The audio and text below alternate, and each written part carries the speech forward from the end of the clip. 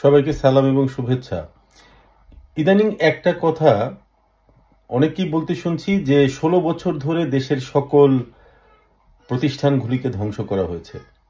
আমার মনে হয় এখানে একটু ভুল হচ্ছে। আপনারা ১৬ বছর না, বলবেন ৫৩ বছর ধরে বাংলাদেশের বিভিন্ন প্রতিষ্ঠানগুলিকে ধ্বংস করা হয়েছে। এভাবে এই অতীতের বাকি যে ৩৭ বছর, সেই ৩৭ বছরের ইতিহাসকে মুছে দেওয়ার প্রবণতা, এটা ভালো না। আমি কোনো রাজনৈতিক দলের অনুসারী না, আমি বাংলাদেশি রাজনীতি আমি পছন্দ করি না।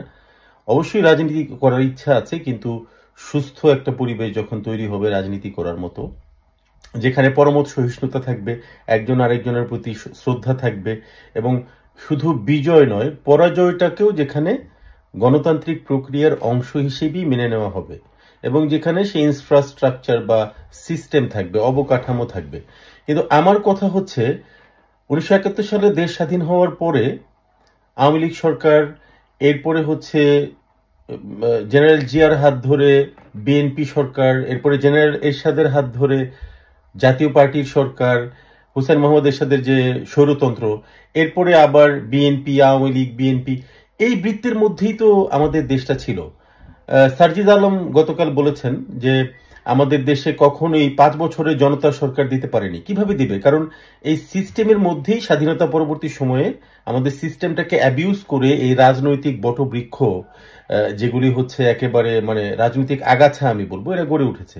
সো এই সিস্টেমটাকে ভেঙে দেওয়া এত সহজ না। আবার পাশাপাশি এটা বলেও ইতিহাসকে বিকৃত করা যাবে না যে আমরা মাত্র ১৬ বছর ধরে সিস্টেমটাকে ধ্বংস করা হয়েছে।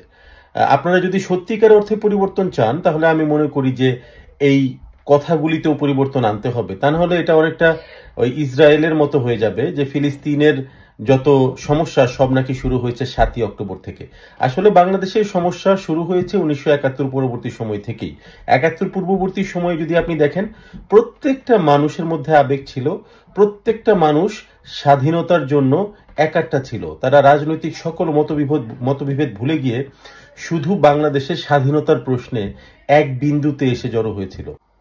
আর একটু সঠিক করে বলতে হয়, পাকিস্তানপন্থী যেসব মানুষ বাংলাদেশের স্বাধীনতা চায়নি, তারা ছাড়া প্রত্যেকটা মানুষ।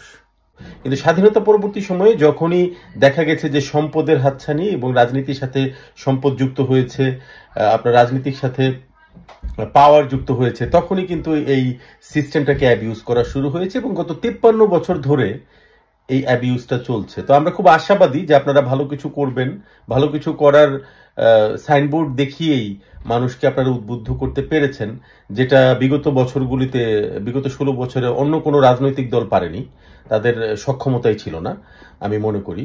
তো আপনারা এগিয়ে যান, এবং আমি আশা করব যে যথাসময়ে সংস্কারগুলি করে, এটা মাথায় রেখেই যে বিগত ৫৩ বছরের জঞ্জাল আমাদেরকে পরিষ্কার করতে হবে। একটু সময় লাগবে, এটা আমরা সবাই জানি, বাট আমরা আশাবাদী যে আপনারা ভালো কিছু করবেন। Thank you.